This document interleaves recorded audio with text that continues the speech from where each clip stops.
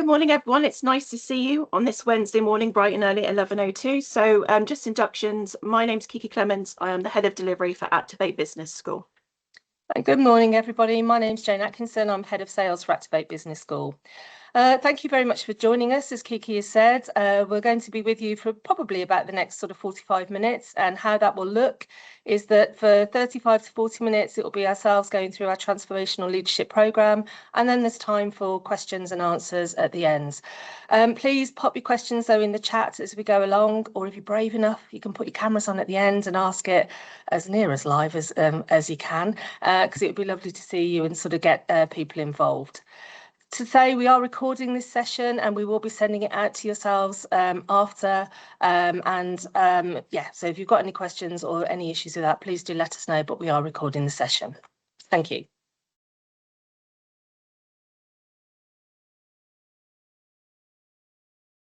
So Activate Business School, we're part of a larger group of colleges. And the colleges that we have are mainly in and around the southeast. Activate Business School is part of that, so we're the commercial arm. We work purely business to business with organisations from many different backgrounds and sectors. And we have lots of experience, with over 20 years actually, experience of working with apprenticeships and also through commercial training.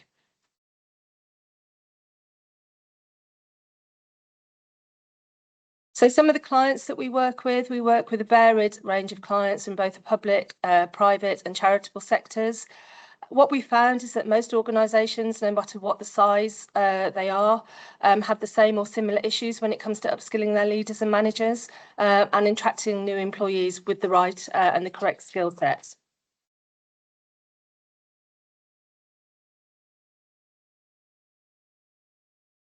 So did you know that 84 billion in GDP is lost per year on something called an accidental manager? Now, an accidental manager is the person who's promoted to a role, who was technically brilliant at what they did, and then they're put into a role of usually managing people, which is the biggest part of our workforce. And mostly, not always, but mostly those people that are promoted into that midline manager section are usually left to sink or swim. Very rarely do they have any formal training, and very rarely are they given sort of any specific training for leadership and management. This level of manager has the most impact, as they usually have the largest teams within an organisation, and they manage up, down, sideways, and so they have most touch points within a company. The 84 billion lost can be attributed to the accidental managers underperforming and being poor people managers, as they do not understand the law, legal obligations, etc. So grievances and tribunals are higher. Productivity can also be compromised by poor quality of working life and low levels of well-being. Poor management can play a factor in this and can damage mental and physical health. More engaged and healthy employees, as we know, are far more productive.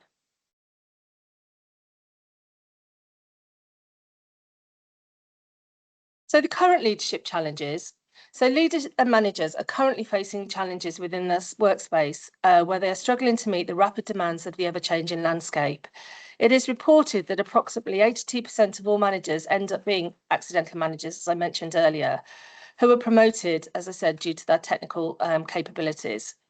Industries like hospitality and the public sector organisation, where turnover is high, staff turnover is high, this can be really prevalent. And teams are now becoming far more complex. So on average, a large organisation can see between 4 to 5 different generations within their organisation. And within a lot of teams, you can have 3 to 4 generations within that team. And we will touch on this a bit more later. It's not only the soft skills as well that's causing the challenges. It's the hard skills such as data, AI and digital literacy that are rapidly changing. Are our managers our managers and leaders equipped in this, not only knowing what these tools are, but how to use them most effectively? Currently, it's reported that 1 in 4 jobs that are high demand are linked to managerial roles, and this speaks volumes about this skill set and the vacancies that we have. And CMI did a press release on the 12th of January 2026, where it's saying about don't leave young workers' futures to accidental managers. On average, large organisations, as I said, can see the different generations in, And the work that CMI did and identified that these accidental managers, people are actually leaving the manager, not the organisation. As we know, many people can be happy with an organisation, but they will actually leave the manager rather than the organisation. Over to you, Kiki. Thank you, Jane. So we've had a look at the current leadership challenges, and I think it's now worth spending some time looking at what this could look like in terms of future leadership challenges.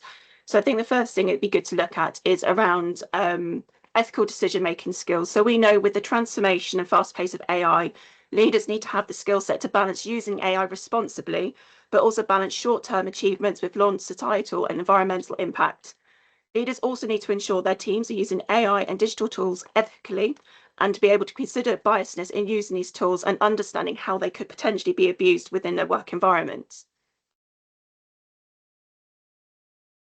We're seeing a rapid increase currently in changes within politics, international relations, which are influenced by geographical factors.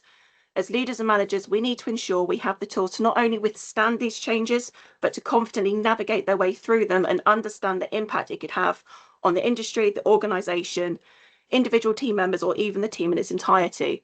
This is about building the skills so that we can move away from being reactive and taking an interest so we can preempt and mitigate these factors where possible. Future leaders need to be in a position where they can rapidly and proactively plan for moonshot changes. This is of talking away from being reactive in the moment, and a big part of this is harnessing the use of digital literacy and data fluency. Data has become and will continue to become such a large part of our roles, especially within the leadership sphere. So equipping our leaders with the ability to use data confidently and with the digital tools and systems which sit behind this is absolutely key. As Jane's mentioned, it's not about the hard skills, it's also about the soft skills within our team. So the involvement of soft skills include not only understanding our own emotional intelligence, but also the emotional intelligence of your team. It's around how they react and work with one another and across teams within an organization. Businesses are now becoming very, very complex, and within the increase of hybrid working, neurodiversity, and multi-generational teams, we need to make sure our leaders are equipped to be able to manage these teams effectively. Finally, this leads on to something that we're seeing quite a lot at the moment, and there's a lot of talk around cultural safety engagement, but in particular psychological safety, and it's something that we are seeing more of. Our colleagues need to feel secure within their roles. They need to make sure they do not feel rejected or humiliated for sharing ideas, for sharing concerns or questions, or even making mistakes. We need to empower our leaders and subsequently the teams that they support so that they can work together and harmoniously. It's also about making sure that we can have the ability to reverse mentor. Ultimately, all of these feed into a transformational leadership. So we've just taken a look at the future leadership challenges. So what's the impact on the individual if we don't meet these challenges head on? So we know without updated skills, a manager who feels left behind whilst others progress, they then start to withdraw from their roles. They withdraw from discussions, they avoid collaboration, they feel disconnected from the wider leadership community. They then start to feel undervalued. A lack of development opportunities can signal to a manager that an organisation doesn't really want to invest in them, or potentially actually they just don't care. This can reduce confidence within themselves, within their role. It increases anxiety about making mistakes or actually not being able to keep up with things. This then leads to a struggle to meet the demands of the role. We all know as professionals, our expectations of our roles evolve continuously, especially around things such as digital capability, people management, and strategic thinking. An untrained manager may find themselves unable to deliver at that required level. It causes daily frustrations and it ultimately does overwhelm them. Skills gaps also directly impact performance reviews and limit a manager's ability to demonstrate readiness for advancement. Again, this causes very much an uncertainty for that individual. It reduces their motivation and their long-term commitment to their role, but also to your organisation and ultimately maybe to your industry. Sadly, all these things result in mental health challenges. So we know that there's a constant pressure to perform without the right tools. It can cause stress. If we're not being able to do things efficiently, it can lead to burnout. And it can reduce the well-being for the individual. The manager can experience self-doubt, imposter syndrome, exhaustion, or actually a sense of just constantly being behind and not being able to focus on business as usual. Finally, and absolutely sadly, this can lead to resignation from the role. So over time, combination of stress or the 5 previous factors that I've just mentioned can really push a manager or leader to seek opportunities elsewhere. This could be somewhere where development is actually prioritized or perhaps where their potential is recognized. So let's look at how this could impact your organization. So we know that untrained managers often experience stress and feel overwhelmed, as I've just mentioned, and this will lead to higher sickness absence. Unfortunately, when this happens, this then starts to bleed into other areas of your organization. The workload will spread across not just their team, but potentially other teams. It reduces your overall productivity and it increases operational costs. Sometimes this will impact your wage bill in terms of the fact that you might have to backfill the position or authorize overtime. Colleagues may also need to step in to support or even complete that manager's responsibility. So this is not just around disrupting an individual's work role. This could be disrupting a whole team. This can create bottlenecks. It can cause inefficiencies across multiple departments within a business. Unfortunately, the quality and accuracy of the work will also be affected. Managers that produce work that's slower and less accurate, tasks can take longer, mistakes will increase, productivity drops. This places an additional strain, not just on peers, but also your different systems and different budgets. This then leads on to low morale. So teams led by untrained managers can feel unsupported and they don't always have very clear objectives or expectations. Unfortunately, this can erode morale, it can affect motivation, and as I've mentioned, it impacts psychological safety. The manager themselves will become very disengaged and they might feel out of their depth. This then leads to stifling innovation. So if others are having to step outside of their own business as usual roles to compensate for managers that have not got these tools or skills, there's less time and energy for innovation. Untrained managers may also lack the confidence or tools to drive ideas or even challenge questions, and this will slow your organizational progress. As I've mentioned, this can then lead to resignation, but this works twofold. A struggling manager will eventually leave due to these factors, or even, as Jane has mentioned, their team members may resign due to the lack of support. This will create a ripple effect across your organisation. Ultimately, it can impact service delivery, it can impact your culture, it can impact the stability of your organisation. This will then lead to an increase in your turnover rates. So higher resignation rates drive recruitment spend, onboarding costs, and the time lost to training new staff. It's not just to the onboarding level, it is to the existing level of that member of staff that's left. We also do need to consider the hidden cost of lost organisational knowledge and from the industry, which makes this impact very, very much more significant. The last thing we need to consider is our HR and compliance risks. Undertrained managers will tend to make poor decisions. They could skip procedures, they might mishandle people issues. Ultimately, this could lead to grievances, it can lead to legal claims, tribunals, costs, and also reputational damage, both internally and externally. Something else we might want to consider, and I'm guilty of this as well, I'm sure you all are, is when we're having a nosy on LinkedIn and we see a job advert come up and we think, I'll go and have a quick look on Glassdoor to see the reviews from people that have left. That's very key. And again, that sort of reputation can really impact your organization, whether it's positively or negatively. So again, it's just be mindful that that is also an impact. So can we actually afford not to address any of these issues? If we don't, we are going to create more accidental managers, as Jane's alluded to at the beginning of our webinar. Without intentional investment in our leadership development, organizations end up promoting people based on tenure or technical skills rather than capability. If we continue with the accidental cycle, this will then feed into more people leaving and effectively some of the impact that I've said earlier. It will lead to talent crisis and high turnover. So a lack of trained, confident managers drives, unfortunately, employee dissatisfaction and retention issues. And again, as we've mentioned, poor leadership is one of the top reasons people will resign for a role, meaning businesses will face rising turnover, loss of skilled talent, and elevated recruitment onboarding costs. If leadership capability does not evolve, organizations will struggle to adapt to change. Your competitors, who may invest in future-ready skills such as digital literacy, strategic thinking, adaptability, will move a lot faster, they innovate a lot more, and they will gain more market share, while some organizations may potentially fall behind. Innovation will slow dramatically when managers lack the skills or confidence to empower teams, challenge outdated processes, or even drive a change. Rigid, underskilled leadership layers limit creativity, it limits problem solving, and it prevents continuous improvement. Ultimately, the one thing we want to avoid in businesses is a toxic culture. Untrained managers do tend to rely on poor behaviours such as micromanagement, inconsistency, and avoidance. This is purely because they lack the tools and the skills and the know-how to lead effectively. And unfortunately, this can create cultures of fear, blame, disengagement. It can harm morale, it can affect well-being, and it can also damage your organisational reputation. Remember, leaders and managers are also a role model. So if they're exhibiting these behaviours, this is actually going to flow through into the lower levels of your business. Finally, if leadership pathways and skills development are not prioritised, employees will see a little opportunity to grow. So this will lead to frustration, decreased engagement, reduced commitment. Ambitious and high potential colleagues will simply just leave your business just because they can't see a future within that particular organisation.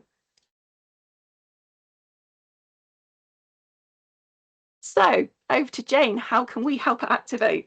Thanks, Kiki. Go and have a drink now. You talk for a while. And it's good to see all the chat as well. So please carry on with the chat. If there's anything that you sort of think or agree with, disagree with, have questions for, please do put it into the chat. This is kind of your session as well. And, you know, if there's something that we're not touching on that you want to learn about or hear about, please do pop it in the chat. And there's a few of us here that can pick that up. So, yeah, please. This is about you, so please make the most of it. So thanks, Kiki, for that. So how can Activate help? So really the key to all of this is about breaking the cycle, that cycle that we were saying earlier about sort of promoting ill-equipped leadership and management talent in your organisation, so that they are equipped technically, ill-equipped in terms of the core skills to actually lead a team and manage a team. So what we need to ensure is that you're not repeating that habit and repeating that pattern. So this can be done various ways, and it can be through you having your clearly defined development pathways internally. It can have different routes of development internally as well. So this could be some internal work that you do and using external providers. You could also recruit external talent that already have the same, already have the core skills that you're lacking within your organisation. But obviously there's an expense to that and there's a cost and there's also a time lag to that as well. So one of the main things that you can do is upskilling your existing workforce. And that's where this transformational leadership programme really comes into its own. And so you can either do this before the promotion in readiness for it, or as they are promoted so that they have the key skills to actually move it forward and grow within your organisation. So how? One of the ways that you can do this is through our apprenticeship programme, which Kiki will talk you through in a moment, the level 3 and the level 5 transformational programmes. And this will help you increase your leadership and management capability without necessarily increasing your headcount or spend. So the spend part is around the levy. Lots of organisations who have a salary bill of 3 million or more will automatically pay into the growth and skills levy pots. And what this means is that growth and skills levy pot can be used to support your internal training through apprenticeships. So it stands, if you, so as I say, you can use this for your growth in skills, but if you're an organisation who doesn't pay into the levy because you're a smaller SME, you don't need to worry about that either. At the moment, the way that these programmes that we're going to talk about are covered is that you would still only need to pay 5% of the actual fee of the programme. There is also levy transfers that you can do. Many organisations have too much levy that they can't spend, and they are really happy to work with organisations that align with their values as a company, and they're happy to transfer levy over. So as I say, this is a really great option. It's not increasing your headcount, it's not increasing your spend, but actually it gives you the talent to future-proof you throughout the next stage of your development as an organisation. Kiki. Thank you, Jane. So what's our transformational leadership series? I hear you all shouting on your muted microphones. So our transformational leadership series encompasses the industry standards of the team leader apprenticeship and the operations manager apprenticeship, but then we step beyond those standards to address the skills that leaders and managers will need in the future. So We've looked to include a few things. I'm sure you were shouting, Angela, thank you. We were looking to include things such as future leader sessions, which focuses on the skills required beyond the standard. So we look at hard skills such as data, AI, and digital skills. We then focus on human-centric skills, such as I've mentioned extensively, psychological safety, emotional intelligence, and around building effective intergenerational relationships. In terms of our delivery methods, we also now feature things called innovation and thought labs, which are discussion-led sessions based on current trends within a certain topic. It could be a thought point, or it could be something actually tailored to your specific organisation or industry if you choose to have a closed cohort with us. In terms of our delivery, we've also embraced something called experiential learning. And this is where we have a more practical approach where we increase in live case studies. We have role plays to boost real behaviour changes. We've also incorporated gamification into the programmes as well, because ultimately learning should also be a bit of fun at the same time, in my opinion anyway. So I'm just going to talk you through our emerging leaders delivery model, just so you can get a feel for some of the content and how the sequencing flows. So the Emerging Leading Programme is based on the Team Leader Apprenticeship Standard. It does run for 13 months of live learning with an endpoint assessment period of 3 months. So I'll just talk you briefly through each of the months just so you can see some of the topics. So for month 1, we kick off with workshop 1, which is around organisational awareness. So we'll focus on things around the roles leaders and managers will play in a business. We'll look at accountability versus responsibility, and then we'll look at internal and external factors and also the focus of legal and regulatory requirements within that sphere. Month 2 and 3 is our first next generation leader sessions. So month 2 specifically focuses on data literacy. So we look at how to collate, clean, interpret, manipulate, and present different types of data. And we'll use tools around Excel or Power BI. And we'll give learners the opportunity to play with a Power BI dashboard that we've generated as well. So at least they can actually walk the walk as well as talk the talk. We've tied this into the decision-making process so we can merge the two together. This then builds on the knowledge from month 1, and then it leads quite nicely then onto month 3. So month 3 focuses on AI and digital skills. So here we will give live demonstrations on how to use AI tools such as ChatGPT and Copilot. We'll look at how they can support us in a management or leadership role and how we can use them effectively. And then we'll also combine that with digital skills in terms of different software packages which managers might need to use. We'll also encompass things that we've learned from month 2 and month 1 within that as well. We come to month 4, which is a validation month, and you'll find that there's 2 to 3 of these running through each of these sorts of programs. And the purpose of the validation is for us to make sure that we have covered the knowledge, skills, and behaviours required by the standard. And that's everything that they've learned from month 1 to 3. We then also do an EPA mock session. So we replicate the endpoint assessment. And again, we cover everything from month 1 to 3, just so that it is business as usual for the learners once they get to endpoint assessment. We come to month 5. So here we start to look more at the soft skills. So we look at leadership, culture, and ethics. So here we focus on things such as equity, diversity, and inclusion, and how this can really drive a cultural and ethical decision-making process. We also look at strategies for fostering inclusion and making sure that stakeholder relationships are managed properly. We then move into month 6. So the topics within this section, we look at harnessing effective performance management, giving constructive and developmental feedback, but also looking at how we can build resilience and confidence in having things such as challenging conversations, conflict resolutions, and also managing those complex stakeholder relationships. And again, we'll pull on themes from workshop 2 from month 5 and things from the next generation's leader sessions as well. Month 7 features just a coaching session.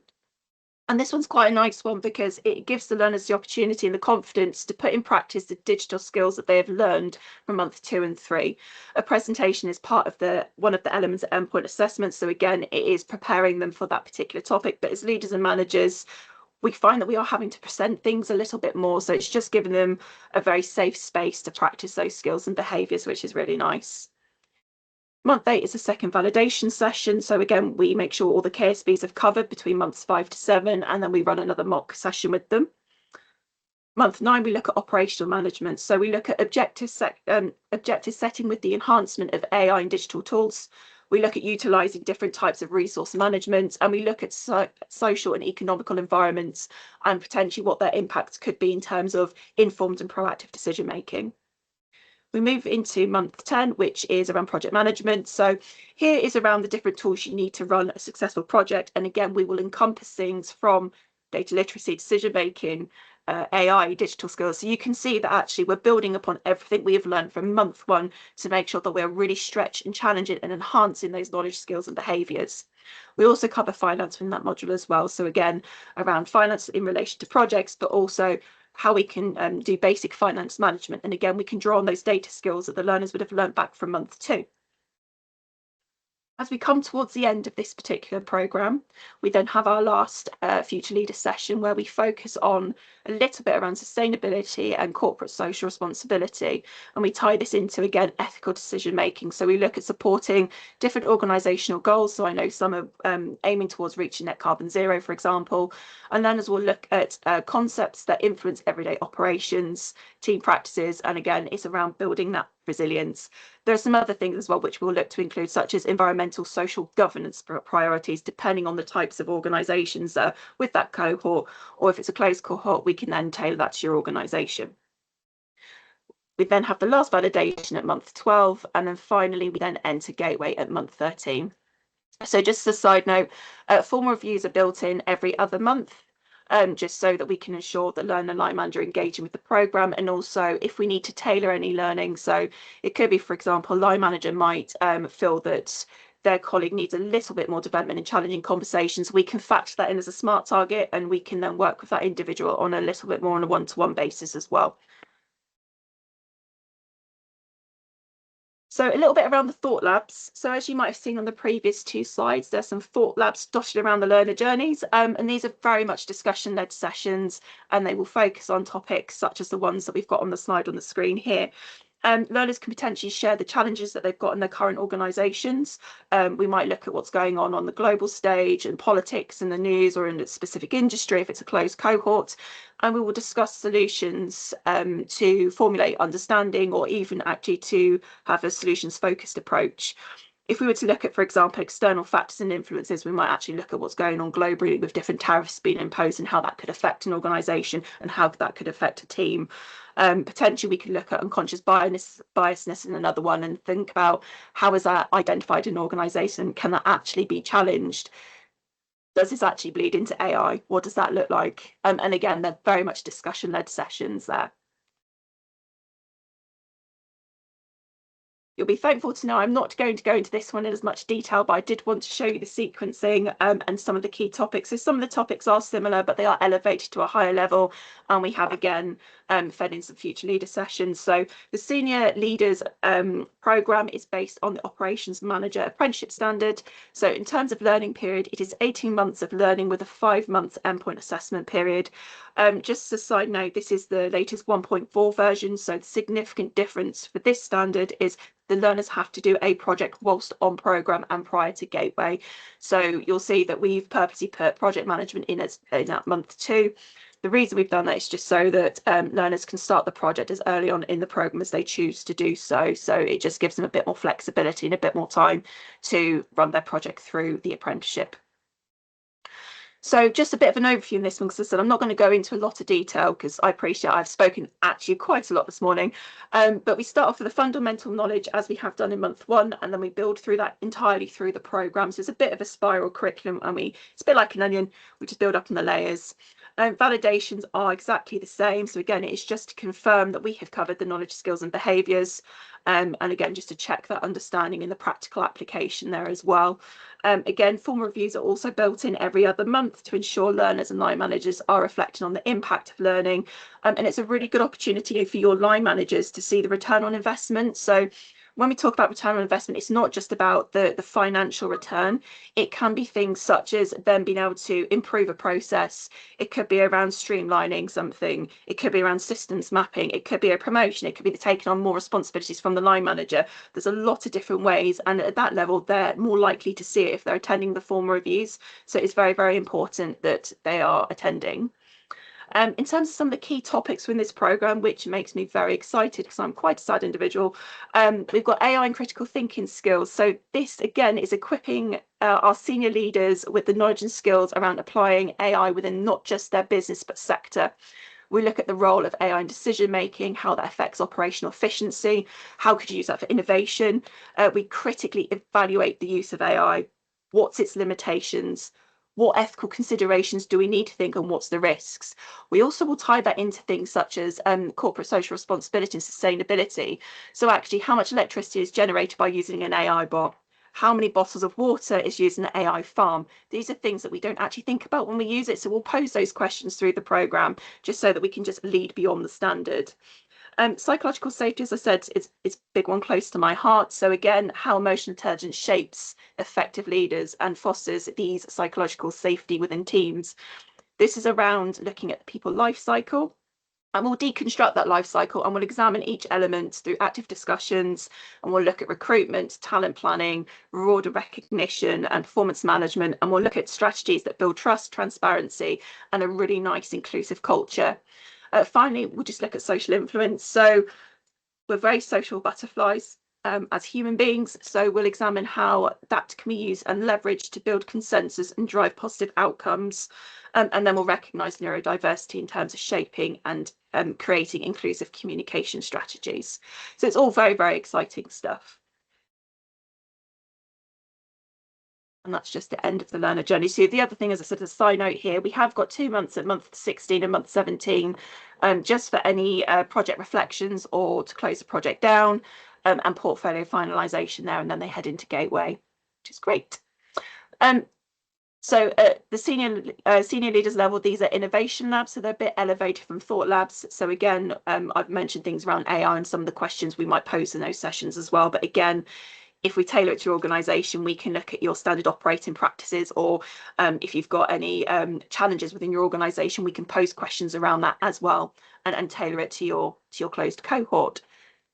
So I've spoken at you quite a lot, so I'm going to hand over to Jane now, who's going to tell you about why our training. Thanks, Kiki.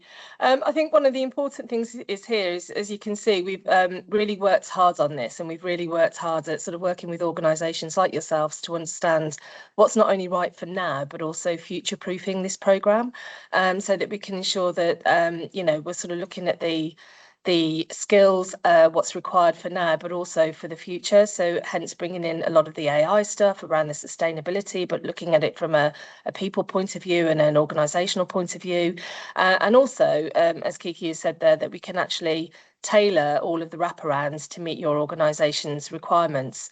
So you can hear from what she said there about the level 3 and the level 5 standard. I mean, if you didn't know that was an apprenticeship, would you guess, really? I mean, our aim really has been that obviously we need to cover the apprenticeship standards so that we tick all of the right boxes, so that learners get the right level of sort of academic education, and they understand what the apprenticeship is, so that they can then fulfil the job and the role. But what we've done is gone over and above the actual standard as well. Kiki has alluded there a few times that we can tailor all of the wraparounds to meet organisational needs and requirements if we work with you with, you know, a group of people. But we also can do this when people come on our open programmes as well, our public programmes. We can also do this more generically, but we will also try and specifically tailor to the delegates and the learners that are actually on all of our open programmes as well, where we can. But obviously that's more of a challenge when you have possibly 10 people from 10 different sectors. But as I say, we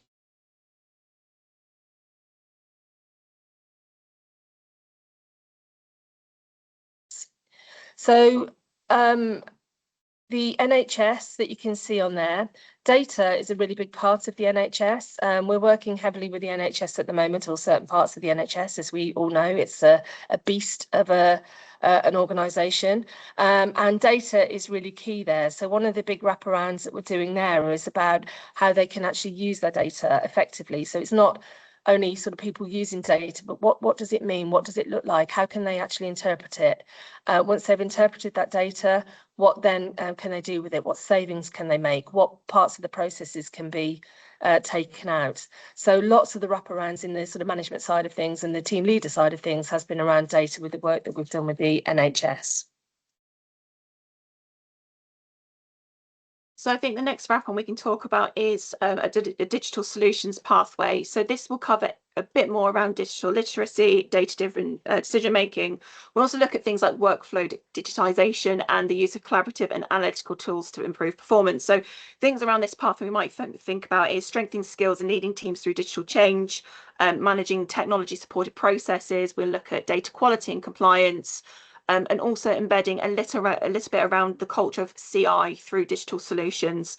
And this will blend quite nicely into leadership and technical capability so that it prepares the future managers to confidently navigate all of those digital transformation solution elements.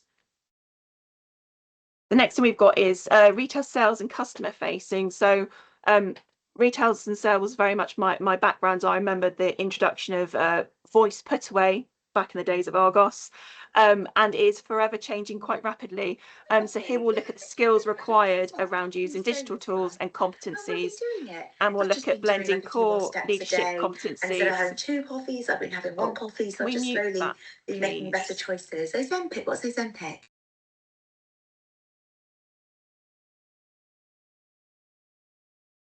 And leadership stuff with customer facing experience, and we'll look to prepare future managers to drive sales performance. We'll look at customer satisfaction, and then we'll look at how we can get teams to really deliver consistent, outstanding service across whether it's sales, retail, and so forth as well. Thank you. Sorry, I'm just looking at the time. We are coming to the end now. So if you would like to put some questions for us in the chat as we're coming to the Q&A session, then please do. So education, one of the biggest things with education that we've been working with is time and releasing people from the classroom, particularly, you know, when we're looking at training the TAs with SEND, and then we're looking at doing the teachers as well, is that they can't release people because obviously if they release them out of the classroom, then there is no funding to cover their place. So what we've done is we've come up with a solution around that in how that sort of off-job hours can be done, so that the same as the leadership and management, working exactly the same way now, that those additional hours and that applied learning can be recognised in other ways. It doesn't have to be a day a week in a college somewhere, for example. Kiki. Yeah, so very briefly, just talk about manufacturing. Production is time, time is money. So we'll work with those within the manufacturing spheres to really enhance the practical application of the role as well. So again, we're not taking too time away from the shop floor, but we'll look at things such as the basics behind lean manufacturing, quality assurance, workflow optimization, and we'll look at how to lead diverse shift-based teams. And again, this will really help with emerging or a senior leader in terms of driving your operational efficiency, your digital manufacturing initiatives as well. And it will really help to boost a fast-paced production setting within your business. Jane. Finally, the charity sector. So this is a huge area actually that we work in. And one of the big challenges within the charity sector is about merging lots of charities at the moment, and also working a lot with people who aren't employed, so the volunteers, and how can that be managed, and how can that have some order of sort of management, and what does that look like? So we've worked heavily, as I say, in the charity sector, and we do work heavily in the charity sector, and the wraparound is very much focused on the volunteers, and it's focused on sort of merging the different cultures that are coming together and realigning their priorities in terms of what leadership and management looks like within those charity organisations.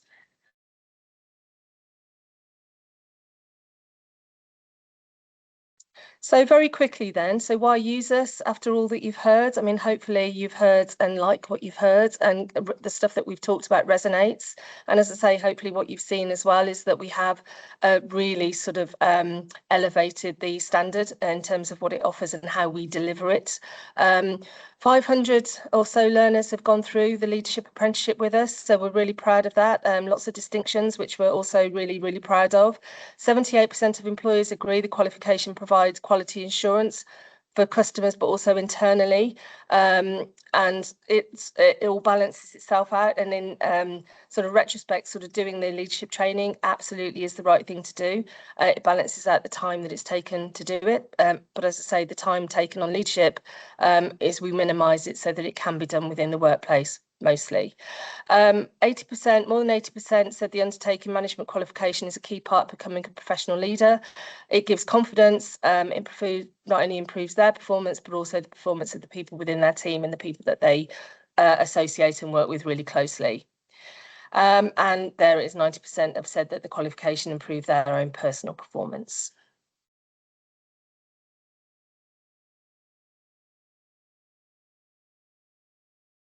So that's it. As I said, 35 to 40 minutes. I think we're just on the 40 minutes there. So as I say, I hope you found it really useful.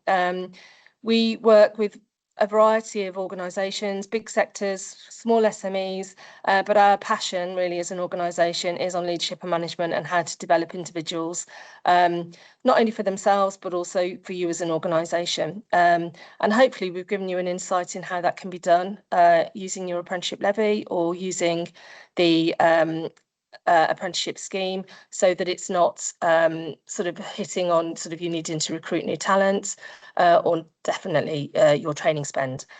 So questions, anybody brave enough to ask us a question on this glorious morning with the blue sunshine? I'm looking at the blue skies.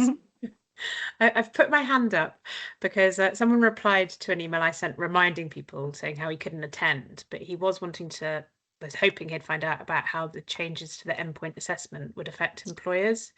Oh, okay. Yeah, I'll take that one. Yeah, so some of you may or may not be in the know that we're going through a bit of a change around endpoint assessments known as the endpoint assessment reforms. So what does that mean? So basically, the Department of Education are looking at all of the apprenticeship standards, and they're going to start to rework them to make them a little bit more condensed in some cases and a little bit more suitable for industry standards.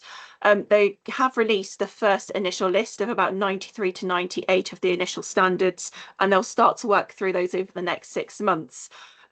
With the changes, there's a couple of things. So the first one is around the fact that a training provider can potentially do an on-programme assessment. So Gateway won't necessarily mean Gateway anymore. It will mean that actually they've completed all the learning, the assessments on programme, and different training providers are having conversations with endpoint assessment organisations, which will be known as assessment organisations, in terms of what that assessment split might be. So it could very well be that a training provider might do an observation, and then the assessment organisation might do the quality assurance activities around that one. As time goes on, more information will be released around that. So just a sign in terms of our programs, they're already built for this model. And I've done this on purpose. So our validation months will flip to on-programme assessment months. We are already ahead of that curve. The second change for the endpoint assessment reforms is the fact that behaviours will no longer be assessed directly by the training provider or by the assessment organisation. It's down to the employer. Please don't panic. I don't think it'll be a massive amount of work for an employer to do. I highly suspect it will just be a case of a line manager or mentor or an expert within the organisation writing a witness statement, or they might potentially do an observation or something like that. So currently we've just got the list of 93 to 98, as I said. So in the next few months, there will be more information that's coming out in February, and they are looking to work through all of these with a bit of a goal to get it done by the end of July this year. Realistically, I think it might take longer, but I'm sure once we get more information, we'll perhaps potentially put on another webinar in case anyone's got any further questions. Brilliant. I started making notes. I started making notes, Kiki, but couldn't get it all. So I'll feed back to him properly from that. But if anyone's got any other questions, we can always follow up afterwards. We can send the recording as well. So I think that's all captured on there. So thank you. My clock's just turned 1:45. So that was it. We said that it would be 45 minutes. It is a whistle-stop tour. I appreciate that. And as I've said before, there's lots of information in there. We're really proud of what we've developed. Feedback on what we've developed is really good as well. As I say, we've worked hard on this. Kiki and her team have worked really hard. So if you'd like any further information on any of this that we've talked about, but we also run programs commercially. We also run lots of other apprenticeships as well, from the digital space through to marketing, level 4 marketing, for example. We also run insights, lots and lots of things. Please do drop my number down, It's on the screen now, and please drop me an email. I'd love to connect with you and love to catch up with you. That'd be brilliant. But other than that, we've taken 46 minutes of your time. Thank you very, very much for attending today. It's lovely to see so many of you. We will send out the video to you and the recording to you of this. So you will receive an email, so have a look at that in your inbox. And other than that, have a wonderful day. Enjoy the sunshine if it's shining where you are. And yeah, take care. Thank you. Bye. Thank you. Thank you.